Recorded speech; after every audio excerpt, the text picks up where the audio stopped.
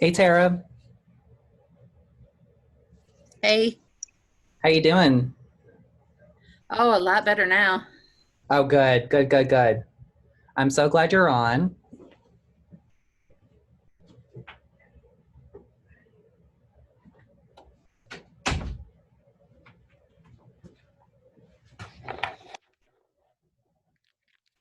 And I'm just gonna wait for everyone else to show up.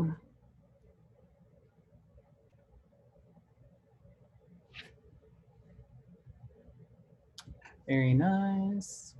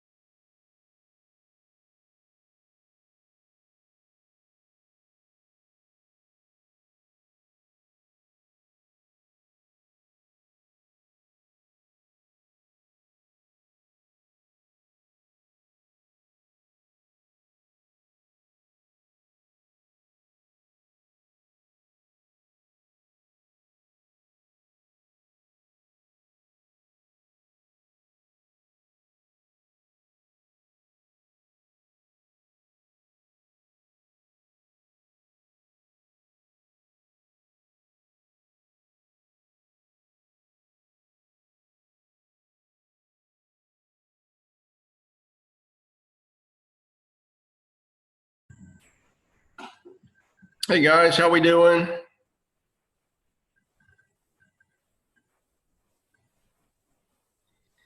Doing a lot better this week. Good.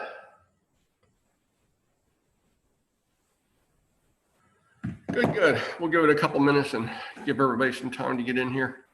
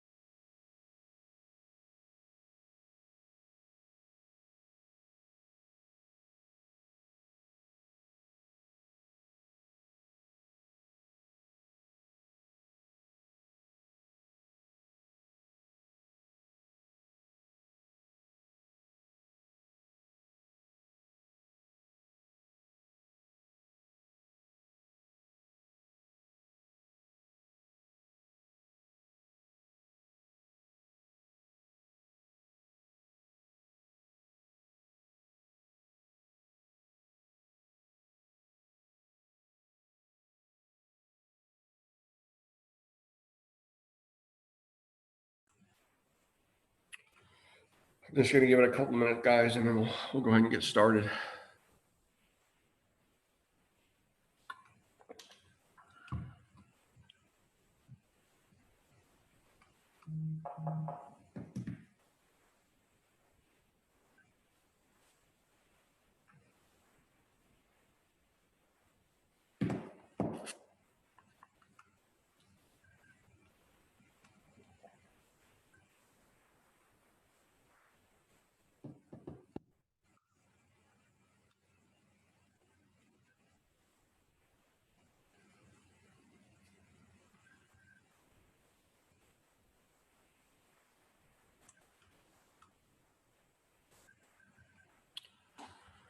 Just bear with me. I'm opening up a couple windows that I want to show you guys because we've got people from different counties on right now.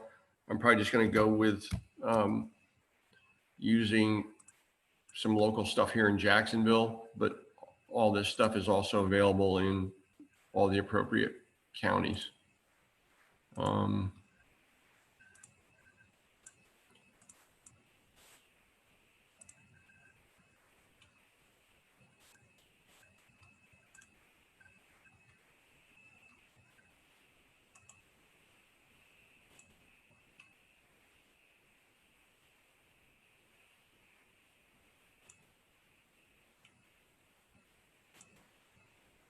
Okay, one more.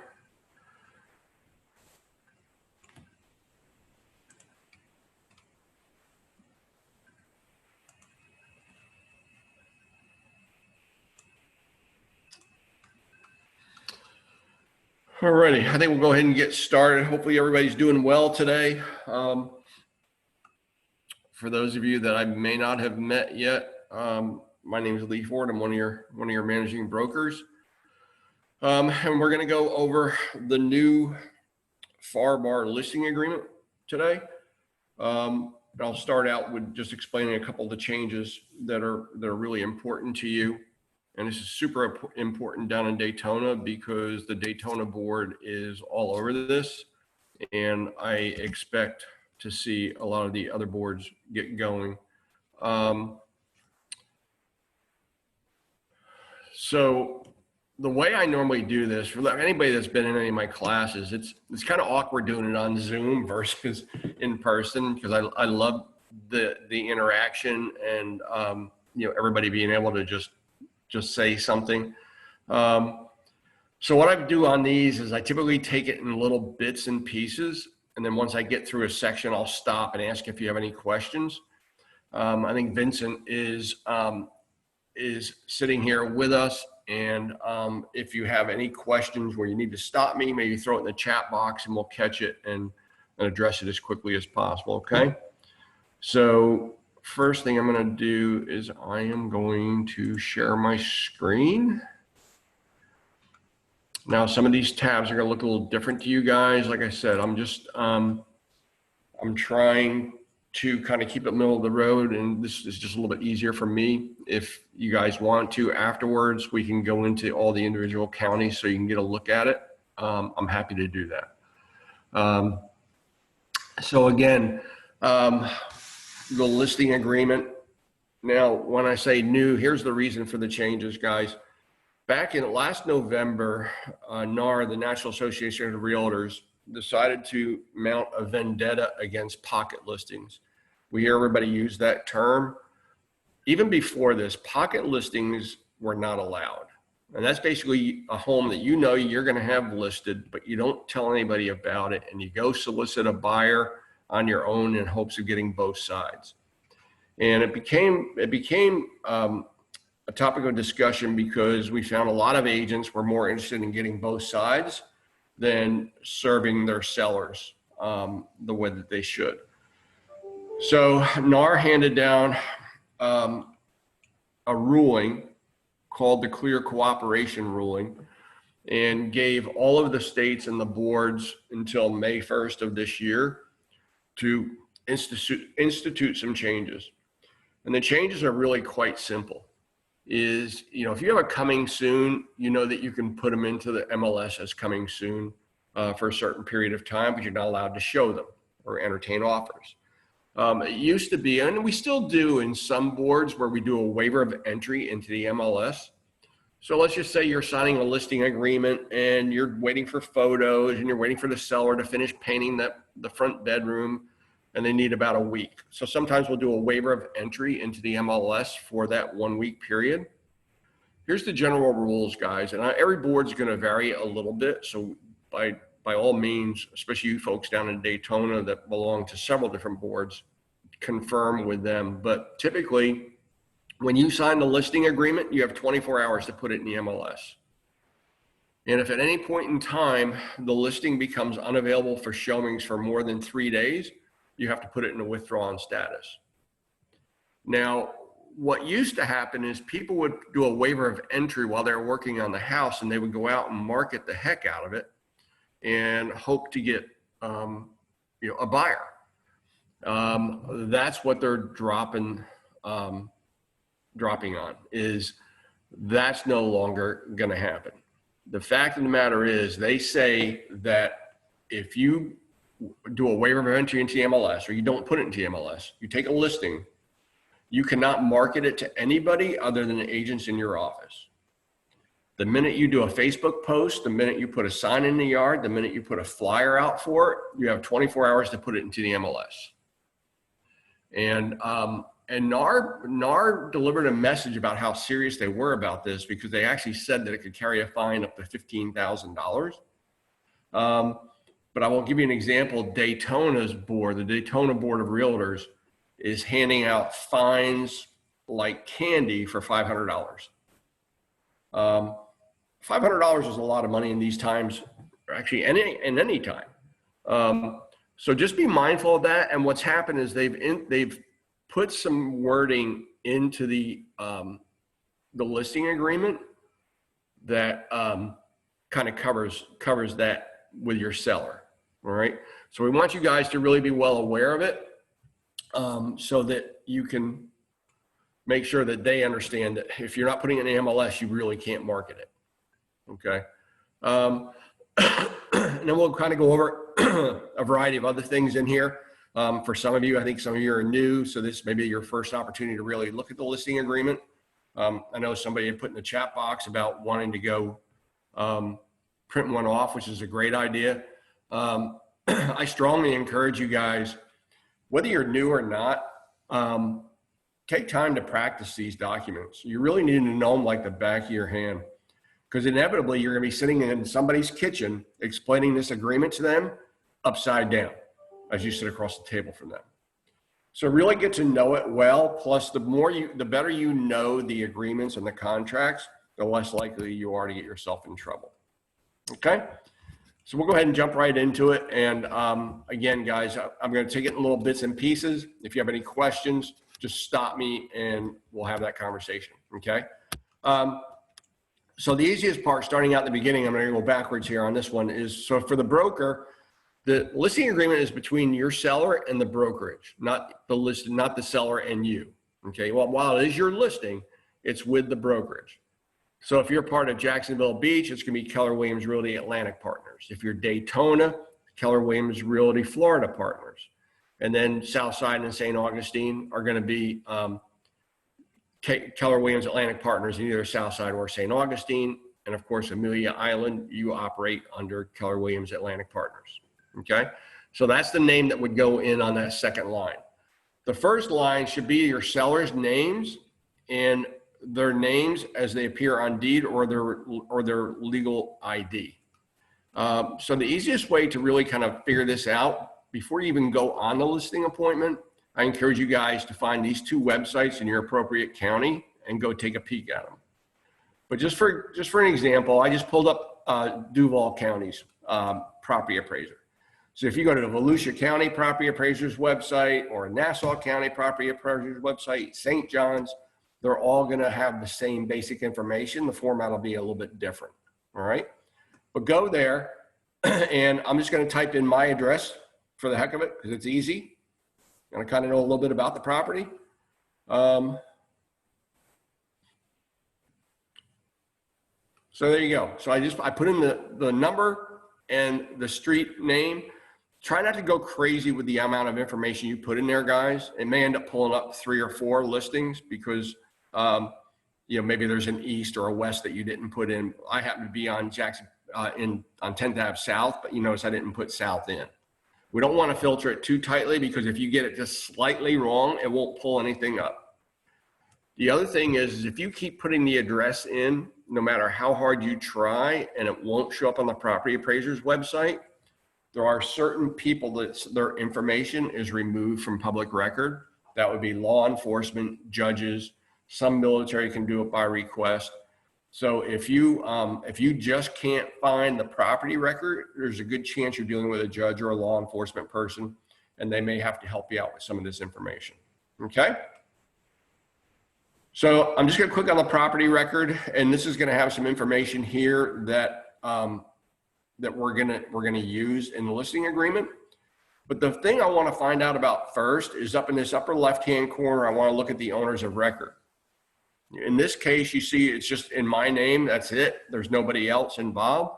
So if you were coming to my house for a listing appointment, you know that I have every right in the world to sign while you're here. However, if there was another name there, if I was married, my wife's name might appear there as well. Or if there's other people on title with me, their name would appear there as well. Just make it very, very clear, guys. All people on title have to sign. Okay. So if there's a spouse on there, they're going to have to sign. All right. And when I get back over into the listing agreement, I'm going to go into a little bit more detail about that because there are occasions that we want people to sign that aren't on title. And I know that's going to make your head spin for a minute, but I'll explain it to you here as soon as we get back over to the listing agreement. Okay.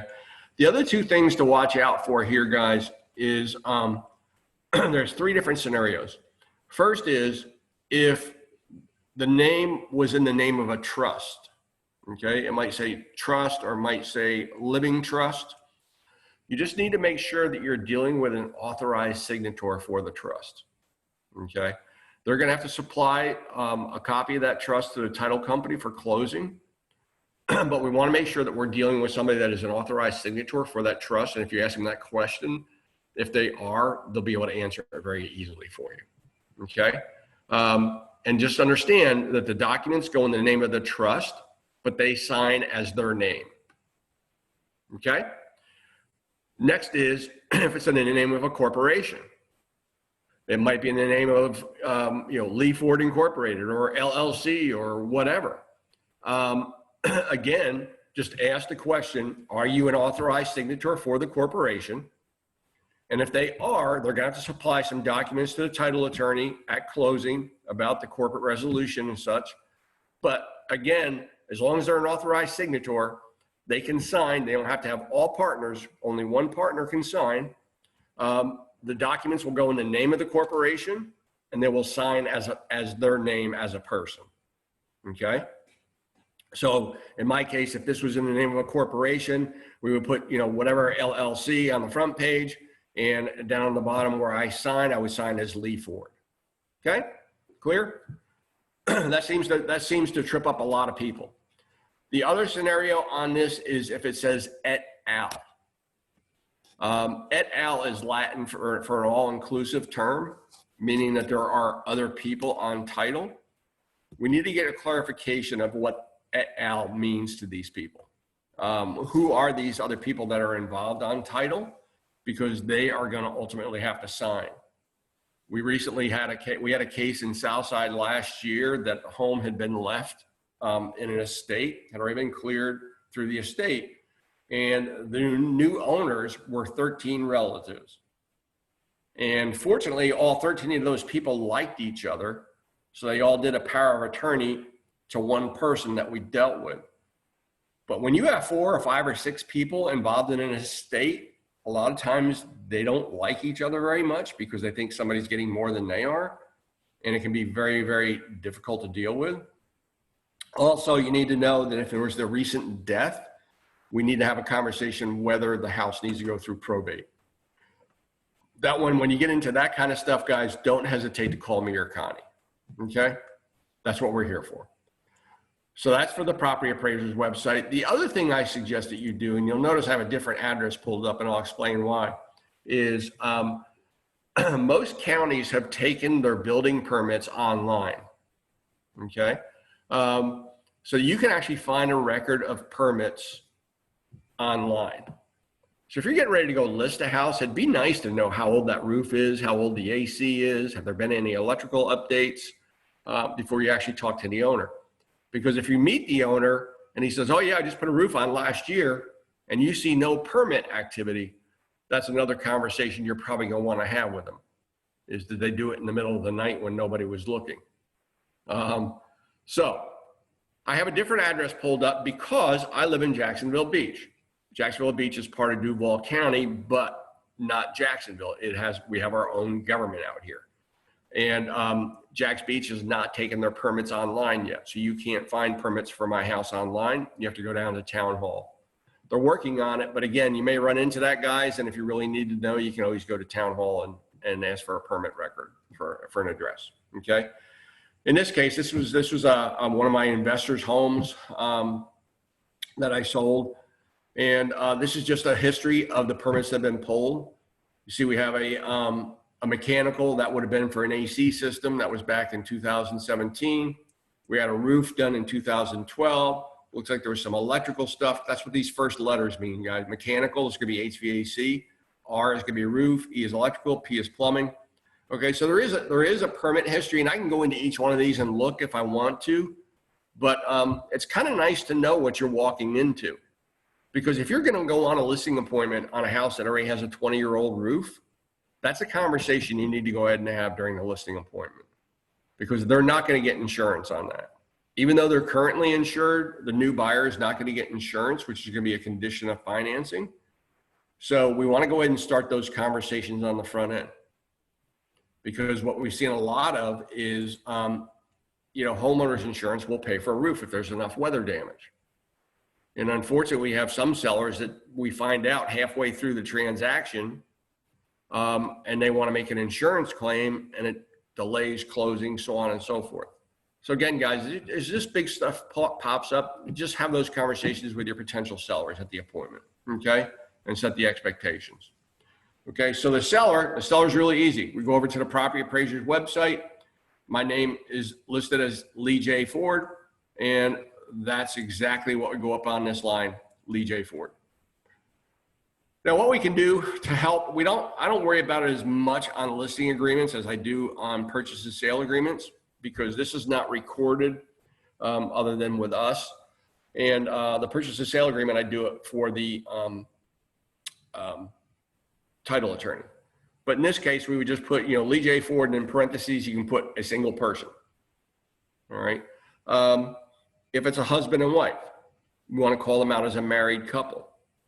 Now, the exception I told you I was going to talk about that's going to confuse you for a second is in the state of Florida, marital status is a very, very powerful position of title on a property.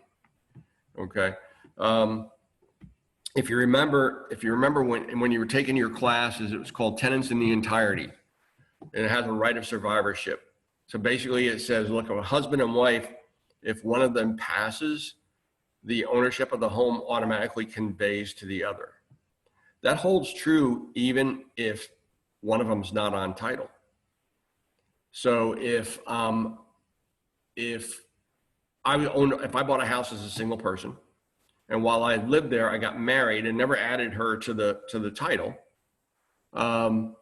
and it was our permanent address, or our permanent residence, and something happened to me, the ownership of that property conveys to my wife. Now, she's going to have to get an attorney to help her out with getting on deed. Normally what we would do is if we got married, our marital status changed, we would do a quitclaim deed to get them on title. But it's a very powerful position. So that also means that if I bought this as a single house, as a single person, and I got married and it's our permanent residence, she ultimately is going to have to sign at closing as well to acknowledge it. So you might as well just go ahead and get her signature or his signature on the listing agreement right from the get-go as well. Okay. And then the other one that can be a little bit troublesome is the flip side, is if it's a divorce situation. and it was their permanent residence, there's a good chance that both parties are going to have to sign at closing, even though one of them is no longer living in the house. So be prepared for those conversations. Okay. Because, I mean, I've seen them go every way that you can possibly imagine. I know of one that the funds actually, we closed the house and the funds actually went to escrow while they duked it out in court, in divorce court. So, you better to know that stuff on the front end so we can go ahead and make it as streamlined as possible. And then also make sure you don't get involved in a transaction that you're just not going to get closed. Okay. Any questions on that, guys? Pretty straightforward stuff. Okay, then obviously the authority to sell the property, we go into the dates. Keep in mind that we can't predate the listing agreement. So I can't write a date in there for next Tuesday and sign it today and think I'm going to get by with the 24-hour rule to put it in the MLS. Okay. A normal listing period is 6 months. Okay, that's pretty much standard, guys. Now you're going to have people that are going to ask you for exceptions to that on occasion. My suggestion is that you really focus on your value proposition and make sure they understand that you're going to invest a lot in marketing this property, and it may take a little time. In this market, that's really not a conversation we're having a lot because they're selling so quickly. The exception to that, and guys, you are independent contractors. Let me make that really clear. Okay, you have a lot of latitude in your business, and our offices try and maintain that latitude and let you run your businesses within reason. Okay, if you want to take a 3-month listing, that's up to you. It's totally up to you. Okay, I would always go normal 6 months, and the exception to that would be for the higher price properties. So if I'm getting like up over $1 million, I'm probably talking about a 9 or a 12-month listing agreement, because those properties can take a little bit longer to sell, as you can imagine. Okay. Clear? Okay. Then we get into the description of the property. The street address is pretty straightforward and pretty easy. And it also requires a legal description. This is where we go backward to the property appraiser's website. So on Duval County, let me move this around because in Duval County, you scroll down and you'll find a block here. It says legal description. You know, Volusia County is similar. Same thing with St. Johns County.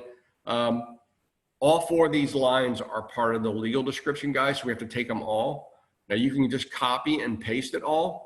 Just remember that if you do that, these numbers, these line numbers are going to come with it and you need to remove them.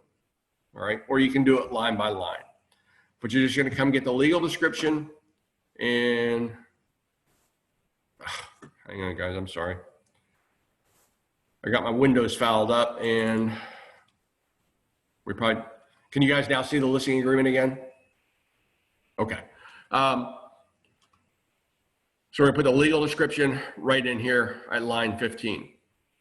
And you notice one of the cool things about the FAR/BAR listing agreement is every line that requires something, potentially something, doesn't mean it has to be filled out, but every line that has some fillable or selectable feature is asterisked on the side. Okay. So that's our legal description. And then, personal property, they actually want you to list out your personal property. This is kind of interesting because this is where a lot of the disputes come from. Understand, guys, when you say refrigerators, plural, that means all refrigerators. So if the refrigerator in the garage is not staying, make sure you're very clear about that. Okay. And we can, if we have to, we can put that on an additional attachment, or we can put it later on in the additional terms. All right. But that'll be your appliances. It'll be washer, dryer, refrigerators. One thing I usually do when I go on a listing appointment is I tell the people, listen, if there's something in here other than an appliance that you want to exclude, like if you're in love with that ceiling fan or that light fixture, get it out now and replace it with a light kind. Okay. They'll make it much, much easier, because I guarantee you inevitably what's going to happen is somebody's going to buy that house that the only reason they bought it for that was for that light fixture that they want.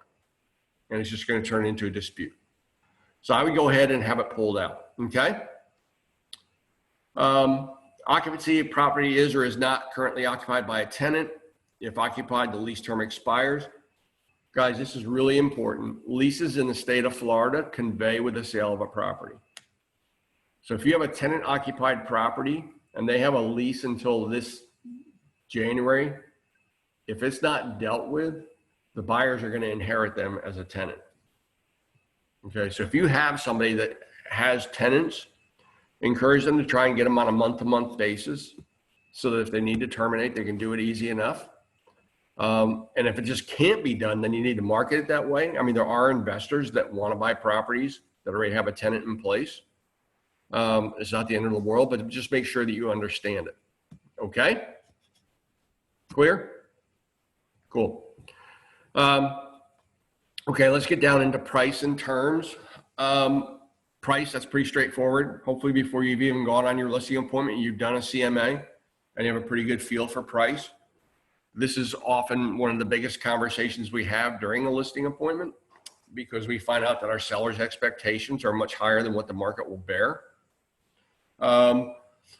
Also though, keep in mind, depending on where you're priced at, this is a good time to kind of coach your sellers about some potential outcomes when we hit the market.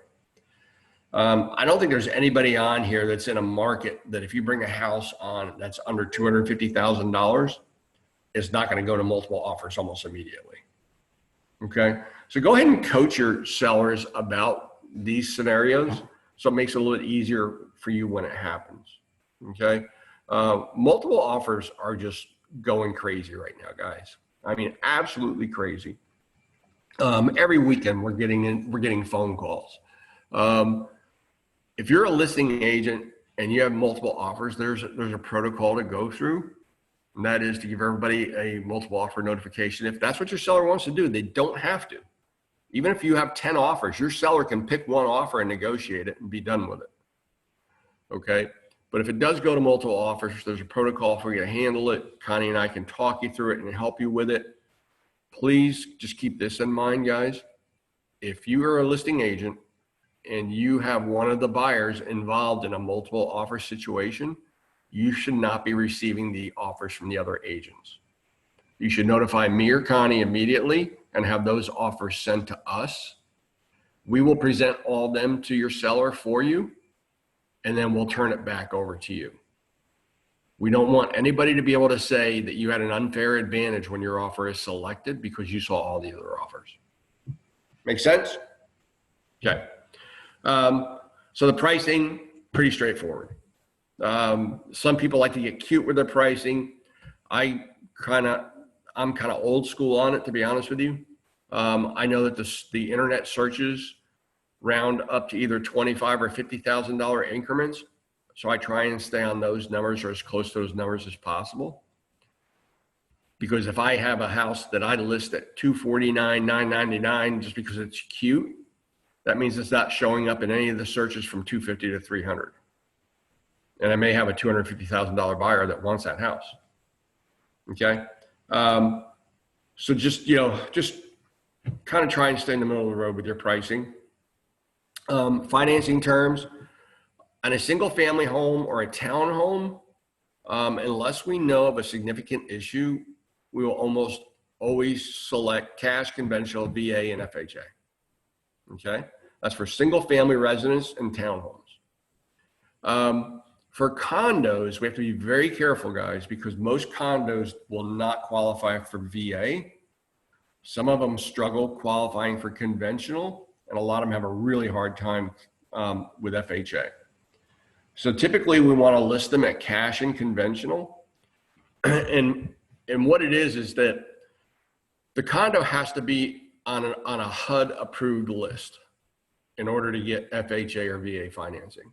All right. And there's not many of them that are on that list. Now this year there was a change in lending that it's easier for a lender to get a condo added to the FHA list. Okay.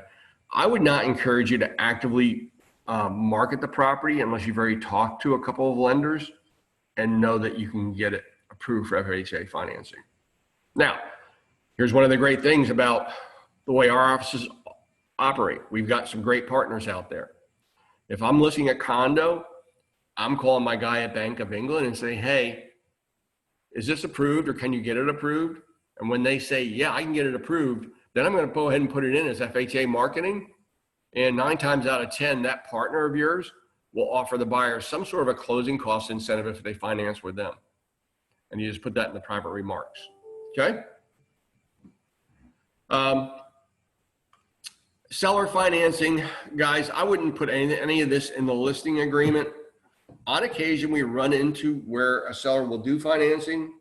There is an addendum that you use for seller financing. If there's going to be seller financing, the title company is going to have to write the note so that they can actually legalize that financing. Not too many people want to offer seller financing, especially these days. I mean, the rates are so low, it's hard for a seller to be competitive.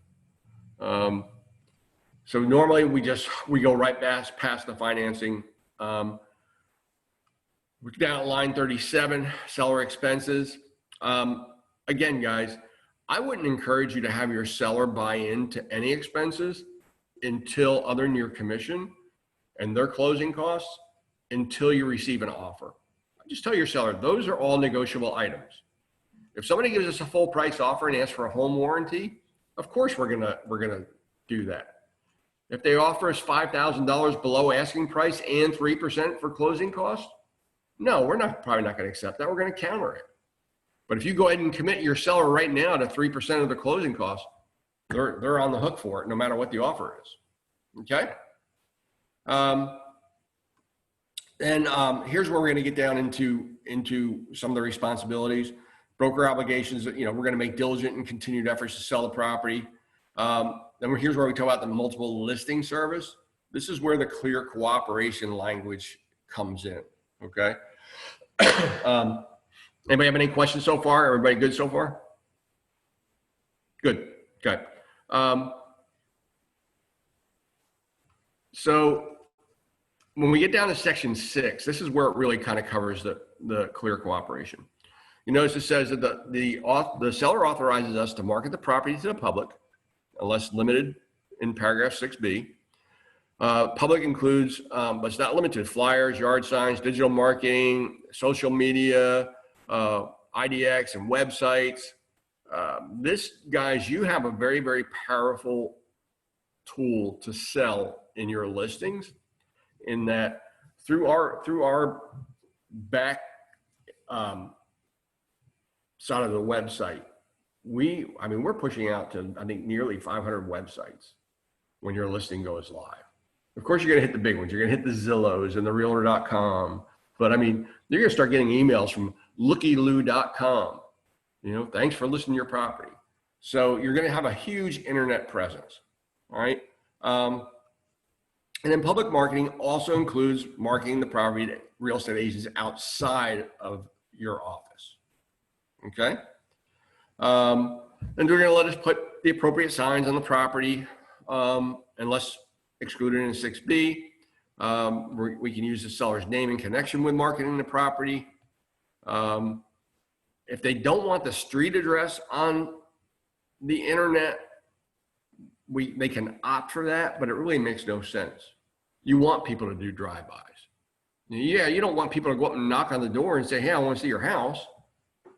But when they see the sign in the yard, there's no telling what they'll do. But you definitely want to get it out in front of as many people as you can as quickly as possible. Then when we get to 6B, that's where they say not to publicly market to the public, okay, and that they want to opt out. But you notice that we're going to check the box. The seller does not authorize the broker to display the property on the MLS. That they understand and acknowledge that if they check 6B, a sign will not be placed upon the property.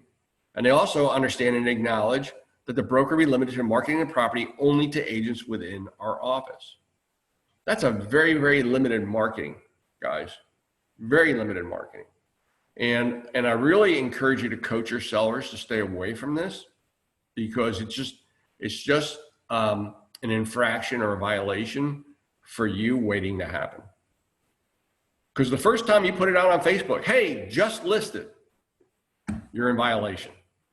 And if you don't think that the boards are trolling Facebook and Instagram, let me tell you they are. Because I know of one agent that got a violation off of a Facebook post on a listing that was supposed to be withheld from the MLS.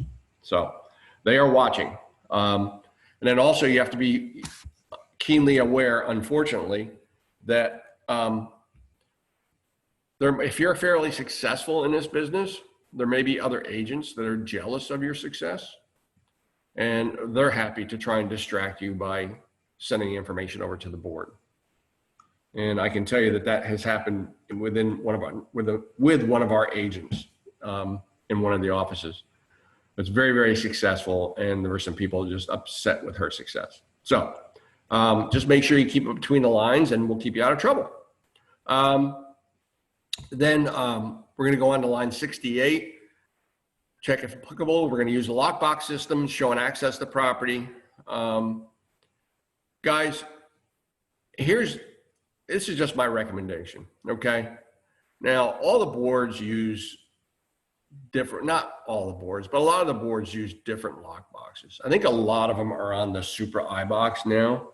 I know Flagler is still on that other lockbox. I can't remember the name of it now.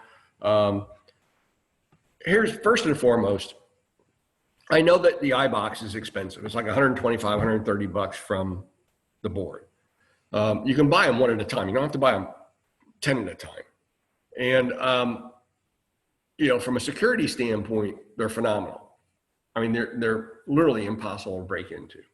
But more importantly is it allows you to use showing time and really document and control showings so that when somebody books a showing and says, okay, I want to show your house at 11 o'clock, I can automate the process. I can set it up in showing time so that the owner gets a text message saying that they're asking for the showing. They can approve it from their phone or not approve it. But more importantly, when they go into that lockbox, you receive a notification that they've gone into that lockbox. And for me, the way I'm looking at it is, number one, I want to know if you've shown up for the listing or for the appointment. If you've gone in and you're going in on time, great. If you're running late, let's say you've scheduled 10 to 10:30 and it's 10:28 and you haven't accessed the lockbox yet, I'm calling you up and saying, hey, do you still plan to show this property? Because out of respect for my sellers, they've left this house for you to show it. And you'll be amazed at how many people will book a showing and not show up for it. Okay. But more importantly is once they show it and they put the key back into the lockbox, they start getting blown up with automated emails for feedback. Hey, please rate the property from 1 to 5. What they think of the price from 1 to 5. Get that feedback. And I take that raw feedback and forward it directly to the seller. Unless I get one that is just very unprofessionally written, I take the exact feedback that we're getting from agents and send it to the sellers. Because if there's a condition of the property that's hurting us in showings, the seller needs to hear it. And not just from you, they need to hear it from the people that are showing the property. Okay? Lee, another benefit to the Supra is it allows you to know how long they were in the house. Yep. So, Yep. They may be in there for 3 minutes. Obviously, that's not going to be an interested buyer. But if they're in there for 30, that's Yep. a different story. Yep, for sure. And thanks for that, Lexi. And I've often monitored, like I've got these investors that they both work out of the house, and we're actually trying to sell their personal residence right now. And it's really difficult for them. So I'll go as far as, okay, we had a showing scheduled for 10:30 this morning. So they load up their 3 dogs and take off at 10:20. And as soon as I get a notification that they've arrived to the house, I'll shoot them a text and say, okay, they just got there. And then as soon as I get the notification that they finished the showing, I send them a text and say, okay, they're done. And they so appreciate that, because it's hard to, just go out and drive around. You got kids and car and dogs and whatever, they're out driving around the block. I'll try and do that. It's just a little bit extra service for your seller. The other thing is, a lot of people want to go down to Home Depot and buy the $29 combo lockbox and throw it on the house. Those are not very secure, guys. I actually got involved in a situation recently that this is a multi-million-dollar property that had a combo lockbox on it, and they went under contract, and the sellers had moved out and they're driving by to find the new buyers in the home without a realtor. And they remembered the lockbox code from when the realtor took them in the first time and decided to go back and look around on their own. You can imagine that they were pretty ticked off, especially on a $2-point-something million home.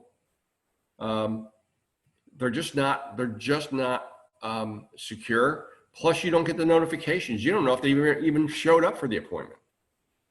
Okay, so I really encourage you to buy into the Supra system. If you ask around, sometimes there's agents that'll have a used box they'll sell you for less money. But again, you can buy them one at a time. You run over to the board and you pick one up. Okay? And some of the boards will put them on sale. Yep. So, maybe a couple times a year, they'll put them on sale for like $50, which is a great time to stock up.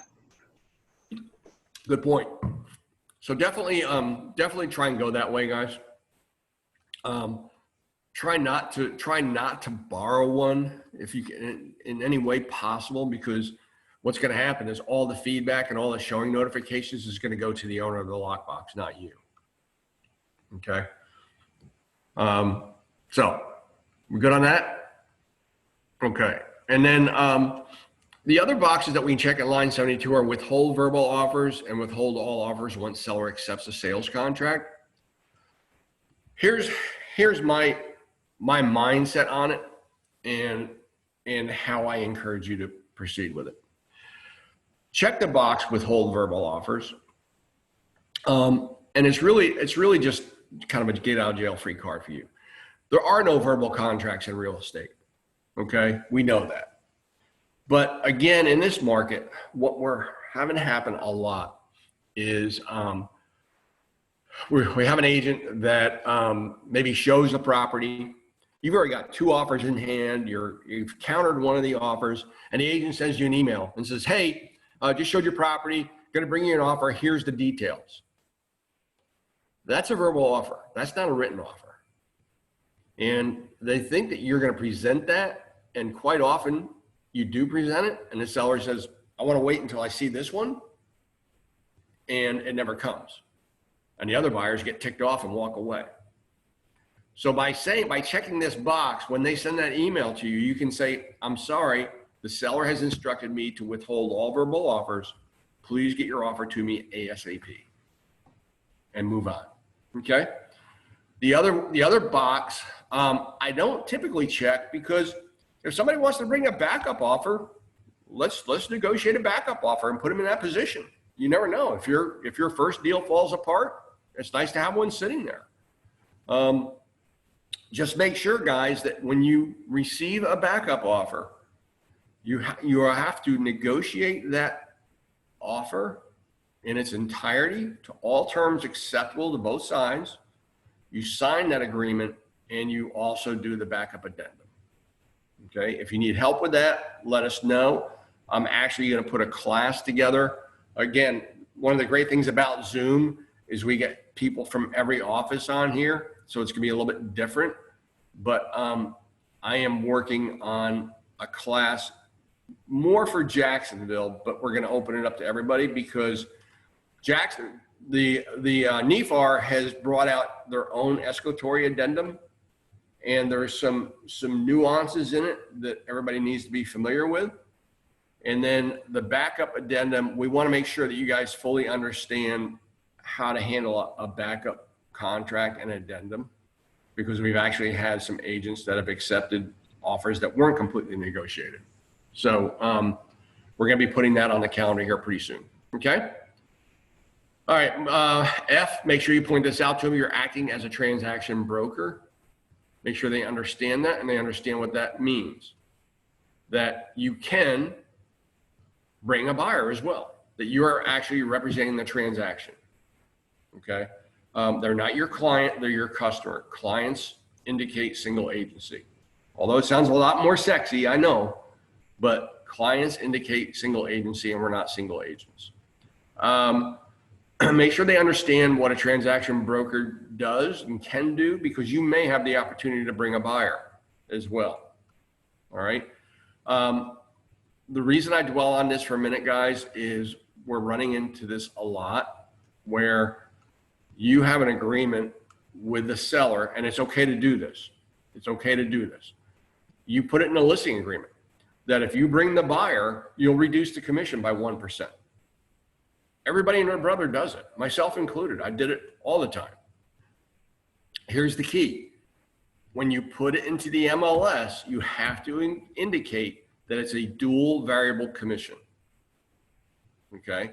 There's a checkbox in just about all the boards where you can select where there's a dual variable commission. What that basically means is that the commission is different if we bring the buyer versus another brokerage bringing the buyer. And why that's so important is that during a multiple offer negotiation, if you have one of the buyers, one of the incentives is going to be that your commission is being lowered. And by indicating that it is a dual variable commission, they can come to you and say, okay, how much are you lowering your commission? You know, and you need to disclose, I'm lowering it 1%. And if they want to try and make up for that in their offer, they can. Okay, but it's a term that needs to be disclosed. All right, you don't have to write in there that, you know, that what you're doing. You just need to let everybody know that there is potential for a commission change on your side. Okay. Also understand, guys, whether you make a mistake or not, so be very careful when you're putting your listings in. Once somebody sees a property, you cannot change the commission to them. So if I show my buyer your listing this morning, I'm off writing an offer, and you're like, oh crap, I put it in as a 3% rather than 2.5%. Too late, you're paying me 3%. Okay, as long as I get the record and the history showing that. So be really careful, guys. If you're making any commission adjustments, I would just recommend that you get it right in the first place and don't change it. The only reason I would change it is if for some reason you were giving them commission back if you had a buyer, the dual variable. Okay. Virtual websites. We just talked about virtual office websites. This is gonna be realtor.com. It's gonna be Zillow, so on and so forth. You'll notice there's boxes where they can check that they don't authorize an automated estimate of the market value. That would be the Zestimate. If they check that box, you can't put it on Zillow. And as much as we dislike Zillow, you want their property on Zillow because it's getting in front of a lot of people. Okay? Lee, I have a question. Yep. On that dual variable commission, because the agreement is with the brokerage and not the agent, if two agents from Keller Williams do the listing and the sale side, would you not have to reduce the commission? Yeah. Yeah. No. Because it's, I get your question now.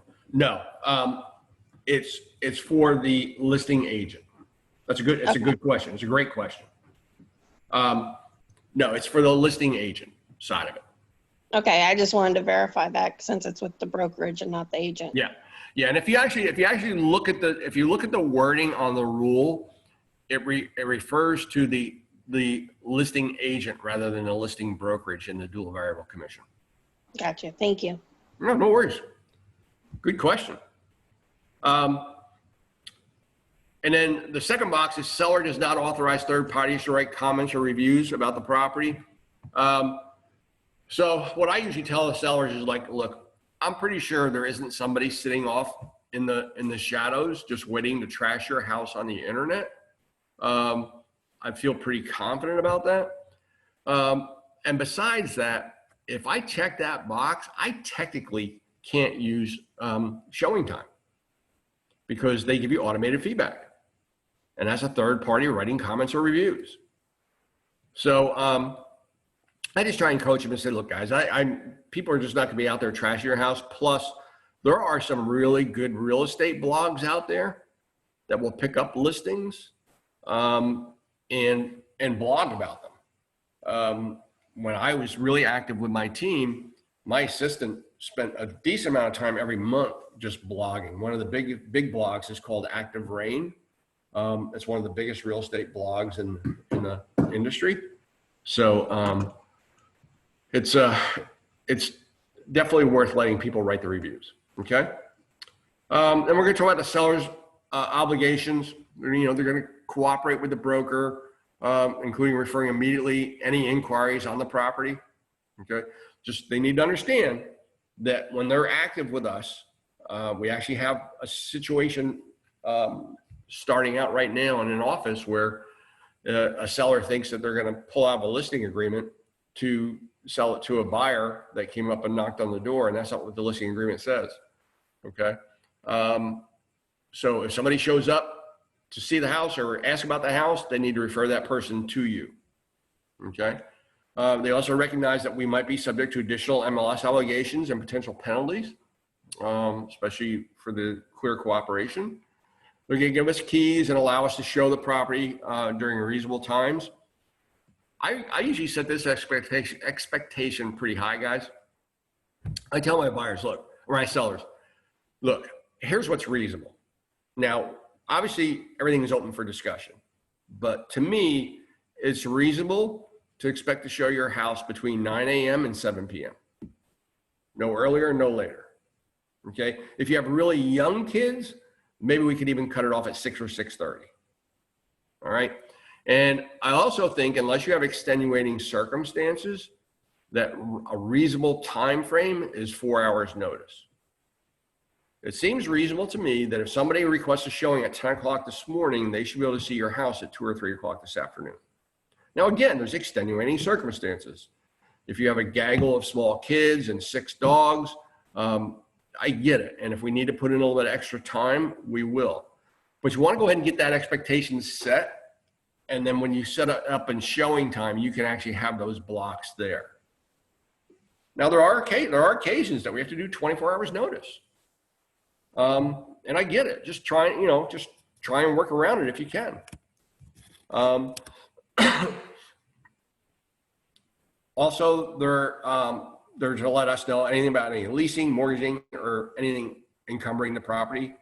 Like after they list, if they decide to take a second mortgage out on the house and pull out $50,000, we need to know about it. And we need to make sure that they still have enough money to pay off the house. Indemnify the broker and hold the broker harmless for losses, damages, costs, so on and so forth. There's a bunch of legal jargon, guys. You don't have to spend a tremendous amount of time on it, but they're still responsible for the security of the home.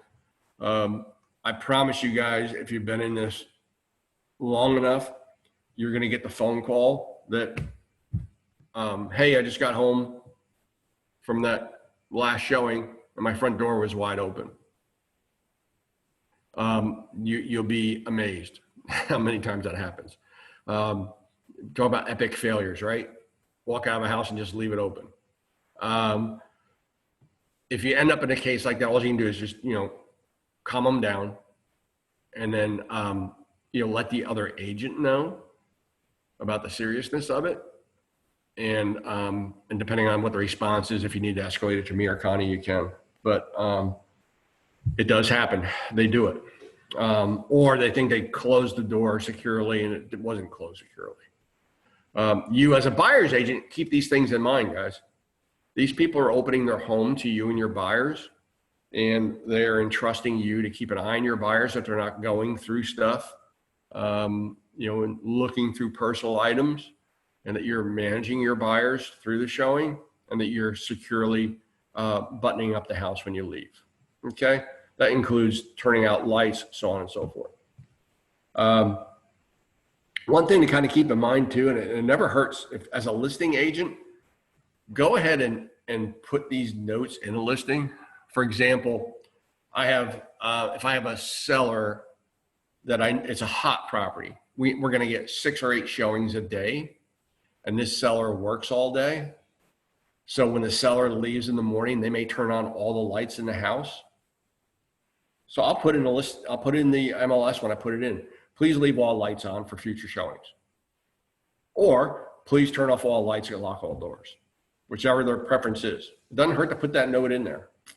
Because if it kind of stinks when the first showing shows up and turns out all the lights and the house doesn't present as well to the next buyers. Okay? Perform any act reasonably necessary to comply with FERPTA. You know, guys, this is a great time. Actually, the best time to have a conversation about FERPTA is when they're buying. But FERPTA is around foreign investors. So what the ruling is, and I'm going to dwell on this for a minute because we've been running into this a lot here lately. The ruling is if you're a foreign investor, meaning you don't have a social security number and you don't file tax returns in the United States, that upon closing of this real estate transaction, you as the seller, the title company is required to withhold 15% of the transaction for the IRS for taxes. And they will work through some sort of a tax return with you and figure out what the taxes should be, and they'll get their share. Now, nobody wants to do this because obviously the seller doesn't want their money tied up, and the title company doesn't want to do it because they have a stack of papers about a foot deep that they have to fill out to do this. So what happens is all of a sudden your buyer, who's dealing with a foreign investor seller, gets an email with a document from the title company saying, please sign this. And it basically says that they ensure that they're just going to live in the house as their primary residence, and that they're going to be there for at least 2 years, and yada, yada, yada. And then buried in the language, it also says that if they do sell within those 2 years, that they will be responsible for the seller's 15% tax burden. Okay. And a lot of people are like, well, it's not a big deal. Just sign it. I mean, we're going to be here for the next 20 years. Guys, look at 2020. Life happens. Okay. Stuff happens. There are people moving out of their houses because they've lost their jobs, or they're sick, or they've lost a spouse. People are getting divorced. That on top of all that headache, the last thing they need is to inherit a 15% tax burden from a seller. Okay. So I just want you guys to be aware of that because it's happening. If you run into it and you need any coaching, just let me or Connie know. Okay. To make all legally required disclosures, including facts that materially affect the property's value and are not readily observable. If they know that there is a water leak and there's potential mold, they should go ahead and address it, but they definitely need to disclose it. No, they don't need to disclose that somebody died in the house. They don't need to disclose that there is a murder or a suicide in the house. They don't need to disclose that somebody with HIV lived in the house. Those are all things that are not considered to be material facts to the transaction. All right. Now, if the seller chooses to disclose some of that info, that's up to them. I would encourage you to be very, very candid about it and to only do it on a case-by-case basis. Okay. And then, consult any appropriate professionals for related tax, legal, property condition, environmental, and so on and so forth. Any questions on that, guys? There's a big chunk of it right there. Everybody good? Cool. Keep on going. All right. Compensation. This is the most important part, guys. How you get paid. A lot of people seem to get confused by this. So I'm going to try and make it as clear as possible. There's two sides to the commission. The first part of compensation we talk about is the gross commission. That's the entire amount, okay, that's going to be paid. And then the second portion is what we're going to pay to a cooperating broker. All right. So that if you list the property and a Berkshire Hathaway agent sells the property, how much are we going to pay to Berkshire Hathaway? All right. So the first portion up here, guys, in section 8 at 109, That's going to be the total percentage of the compensation. The other two lines don't really apply. They have to do with gross lease value and money paid for an option. All right. We're selling the house flat out. 6% is the typical commission rate that we charge. Now, you guys are independent contractors. You have some flexibility here. We are not going to manage your business that closely.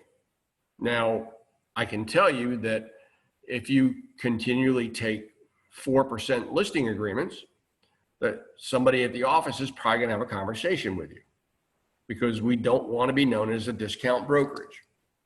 You know, we'll be happy to try and help you get your value proposition up so that, you know, you can maintain those commission rates. All right. Some other exceptions are, and again, you have some flexibility here, guys. I used to look at it like anything over $500,000, I would do for 5% rather than 6%. Okay. Because when you look at the dollar figure exponentially, I'm not doing that much more marketing on a $700,000 house versus a $300,000 house. So I would typically charge them 5%. And you're going to find a lot of competition is doing the same thing. Sometimes over $1 million, they'll go even lower than 5%. Okay. Again, guys, that's up to you. I strongly encourage you to work on your value proposition, work on your listing presentation, have an actual marketing plan in place, and understand the marketing plan you already have in place through the KWS command and everything else that you can do for them. Because you may be running Facebook ads. I'm not sure what your marketing plan is, but think about this stuff, because that should be part of your value proposition when you go in to sell yourself as a listing agent.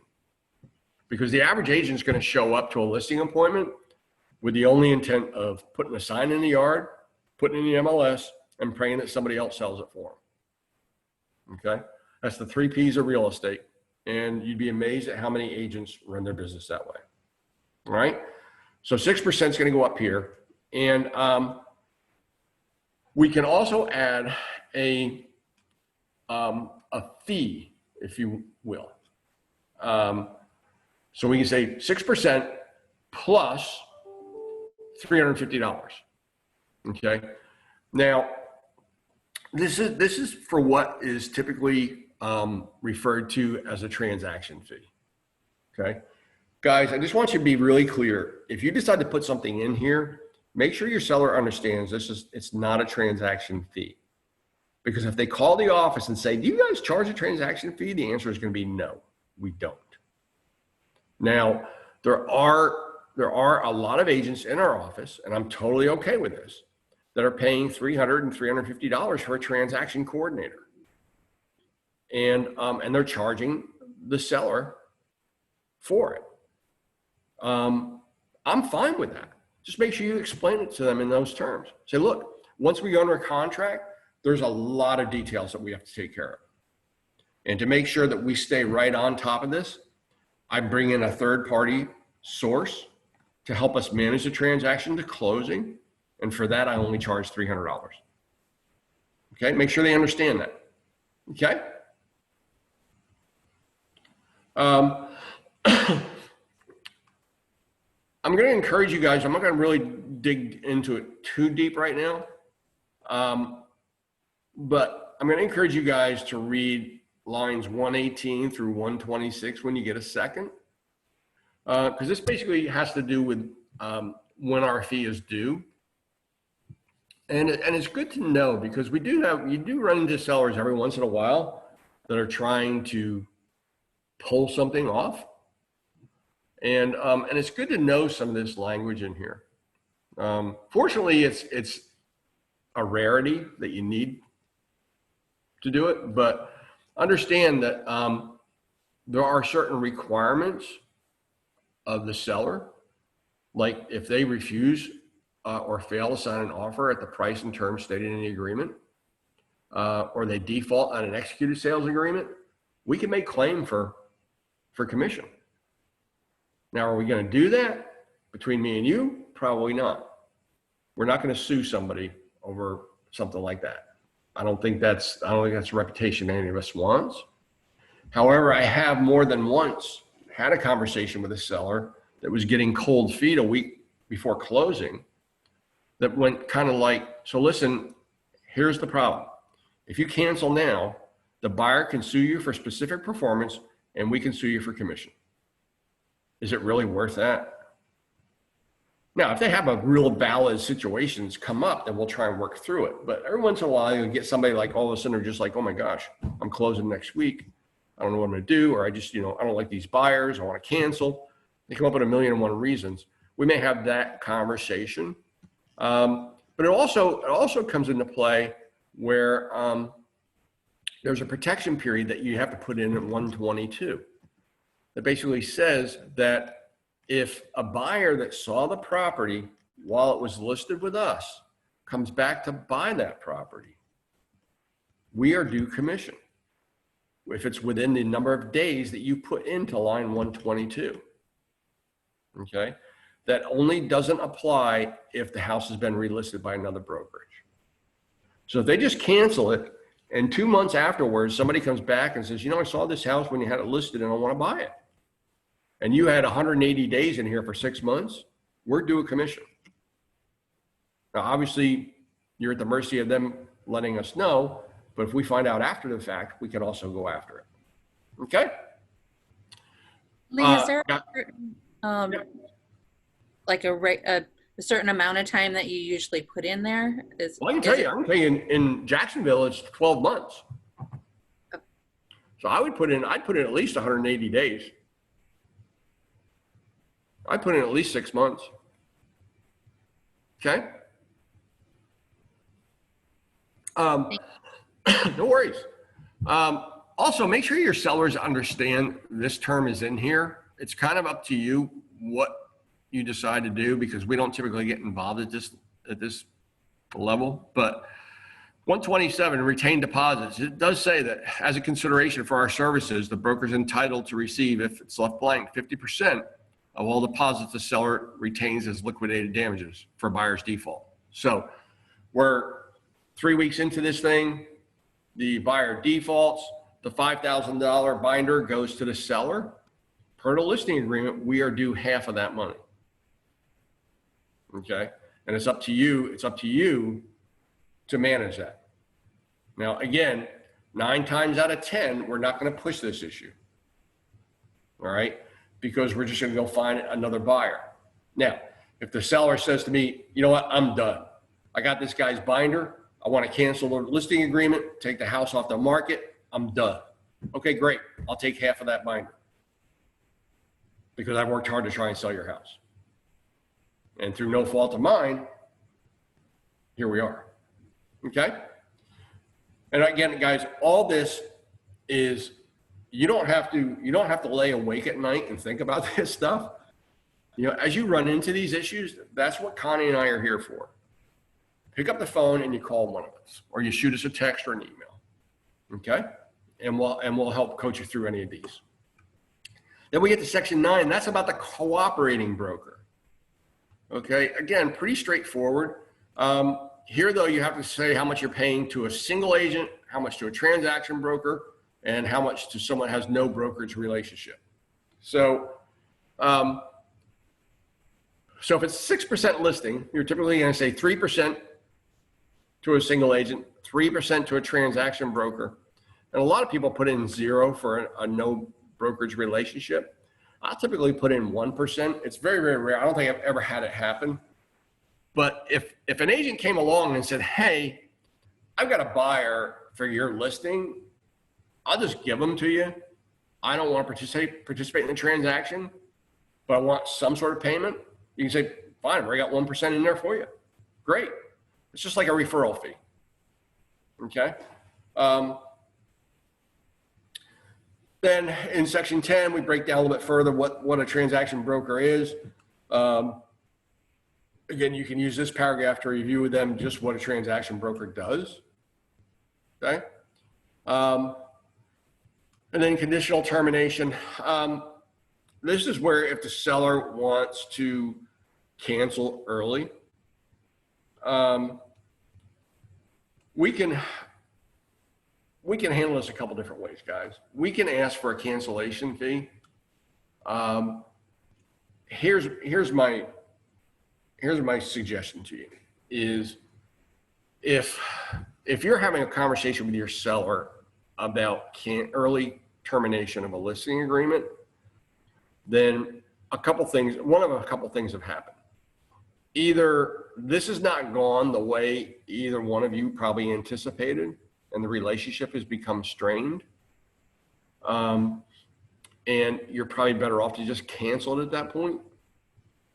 Or there's been some life-changing event in your seller's life that the last thing you want to do is penalize them further.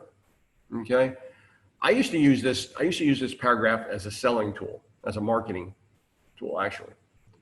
I used to actually dwell on this paragraph for a minute and say, you notice that we can charge you a cancellation fee if you decide to terminate early. And I want you to notice that I've got 0 in there. Okay. So here's the reason for that. And here's what I'll ask you for. The reason for that is I know that I am just going to exceed your expectations, and I'm not worried about this at all. Obviously, if something happens in your life that we need to change where we're going, the last thing I want to do is penalize you further. But as far as I go, here's the only thing I ask from you.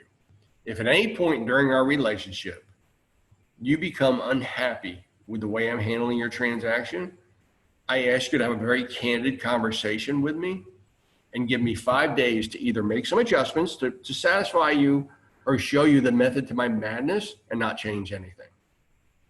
And if at the end of those 5 days you're not happy, we'll just part ways.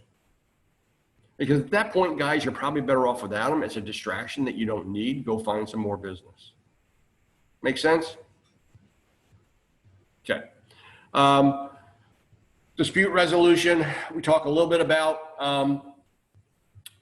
It's all going to be handled under Florida law. We need to make sure people understand that this is the listing agreement and the purchase and sale agreements have very, very specific language on how disputes are handled. And it's not going to be that you're going to square off and sue each other. It's going to be handled through the Board of Realtors. It's going to be handled through FREC if it's at that level. And it's probably going to go to arbitration and mediation, which is paid for out of the binder. There is a provision in the agreements that when you get to a purchase and sale agreement, the prevailing party can go after their legal expenses, but hopefully you never have to deal with that. But everybody has to initial this paragraph, so go ahead and go through it, understand it. It's pretty straightforward stuff, guys. And then miscellaneous just says this, this agreement's binding on sellers and brokers, heirs, personal representatives, administrators. Just basically they're signing for everybody. So meaning that, if I list Tara's house and God forbid something happens to Tara and she passes away during the transaction and it goes to probate and they assign a personal representative to sell the house, that person is bound by this agreement as well. Okay. So it's a very, very powerful legal document that you're dealing with here, guys. Okay. It holds a lot of water. And then we get down to additional terms. I'm going to set the mindset right now, guys.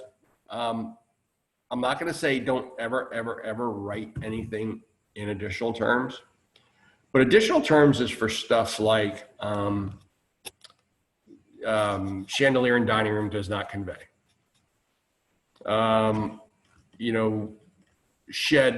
Shed and backyard conveys as is. That type of language. If you're going to start writing stuff, not as much in the listing agreement, but when you get to the purchase and sale agreement, if you're going to write something in the additional terms, we ask that you contact me or Connie, because when we start writing, we seem to turn into attorneys, and anything that we write in the contract is legal and binding. And if it's in conflict with anything in the contract, what you write wins in a lawsuit. So we're not necessarily going to say don't ever, ever, ever write anything, but there are a number of cases where somebody reaches out to me and says, hey, I need to put some language in here about a home sale contingency, and I'll help them work through that. Or there's certain wording that the buyer wants to put into a purchase and sale agreement. Okay. And if it makes sense, we'll do it. I've had some get so complicated that I've actually sent it over to Marla at Blue Ocean and asked her to put the wording together. Okay. We just want to be very, very careful about that, guys, when we start writing stuff into contracts. All right. Please just run it by us, and we're happy to help you. Then we're going to get a seller's signature.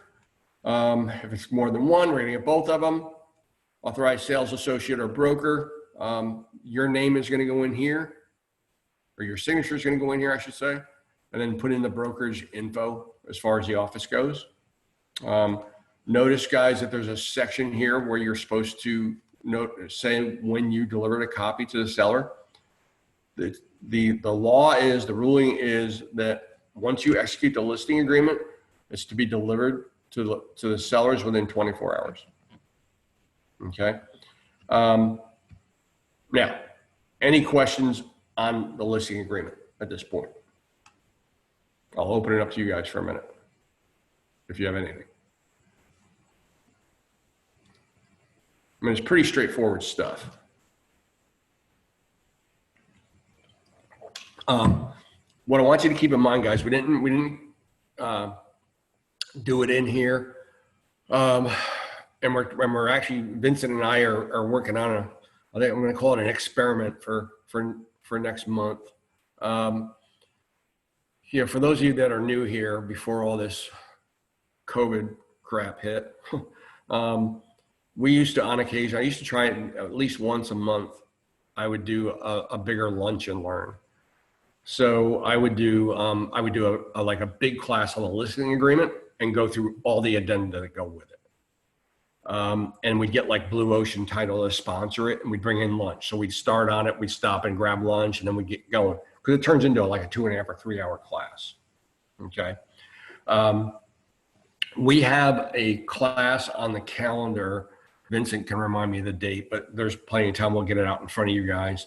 That I'm probably going to do it as a combo in person and Zoom call. One of the things I love about the Zoom calls, what you guys don't realize is, so Daytona, you guys only use FAR/BAR forms. That's it. Okay. Well, St. Augustine uses FAR/BAR and DFAR. Amelia Island uses FAR/BAR and DFAR. And Jacksonville and Southside are starting to see some FAR/BAR forms coming through.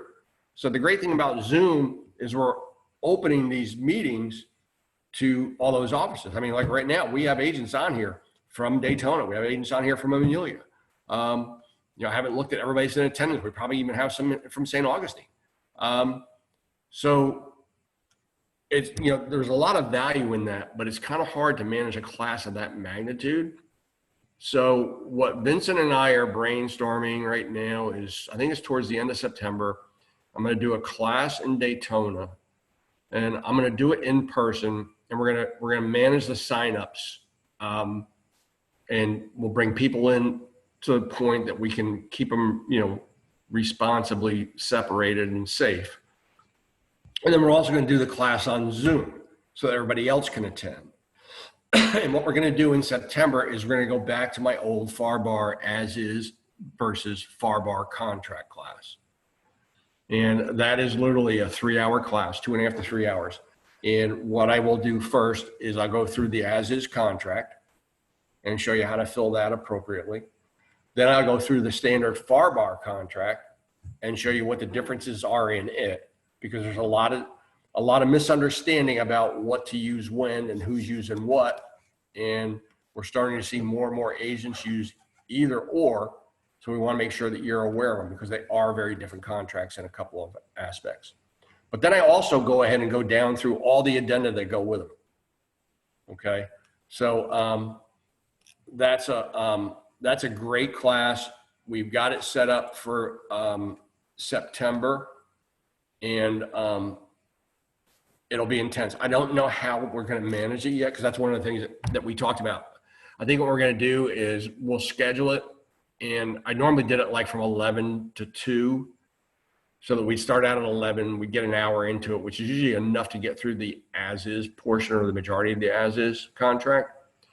And then we would break for lunch. And what we'll probably do is try and bring lunch in for whoever is in attendance. And then give you guys that are online, 15 or 20 minute break so that you're not glued to the computer for 3 hours. And then we'll go ahead and continue through the whole thing. That'll be our first experiment company-wide at getting back to the live classes. I'm doing one in St. Augustine this Thursday, but it's specific. It's more of a contest, to be honest with you. It's a speed writing contest for the NEFAR contract. So that's only an in-person one. That'll be a fun one. Once I try that one time, we may bring that out to some of the other offices. And they're going to they're going to get somebody to sponsor a prize. So whoever writes the most accurate contract in the least amount of time will win. And I'm putting together all the criteria for the contract. We'll just hand it to everybody. They'll start, they'll be timed. We'll finish it. I'll review all the contracts and pick out the most accurate one. And it'll be fun. It'll be different. But anyway, what I'd like to do is, and I may throw this out to either Amelia or St. Augustine, just to share it around a little bit, is maybe we come back and do another listing agreement class and do all the addenda that go with it. I'm going to talk for a minute about addenda, the ones that you should really be most concerned about right now. But maybe actually do one, and I've thought about this, actually have you guys fill one out as we go through the class. Okay. So I don't know. I just got a lot of things rattling around in my head right now about some different classes. And I think we all personally really need to get back to having those classes. I think it'd be good for our mental health. So, and let's face it, you're not doing any less business than you were. That's for sure. But so with the listing agreement, the big ones that you need to be concerned about, guys, are get a seller's disclosure filled out. Okay. It's not legally required. We require it. It's great protection from lawsuits. 6 months after closing, somebody comes back and says, hey, I just found this out about the house, and I think they knew about it. I want to sue them. Well, as long as you got a seller's disclosure, it's gonna isolate you from that a little bit. If the house was built prior to and if it's an investor that never lived in the property, or say they inherited the property, it's perfectly okay to do a no seller's disclosure acknowledgement, and we have them out there in DocuSign and .loop for all the offices. And it just basically says that they never lived in the house, they don't know anything about the house, they make no representations about the house. Just try and go ahead and get that signed as well. If it's in an HOA, you're going to need to do a homeowners association disclosure. That's where you disclose the fees that are paid. Guys, if you're selling a condo, you're going to have to do a condo rider. And keep in mind that when you do the condo rider, when you take the listing, make sure the seller understands it's their responsibility to get all the documents that are called out in the condo rider. Okay? Because a lot of the associations are starting to charge for them. And the buyer shouldn't have to pay $100 for condo docs that should be supplied to them.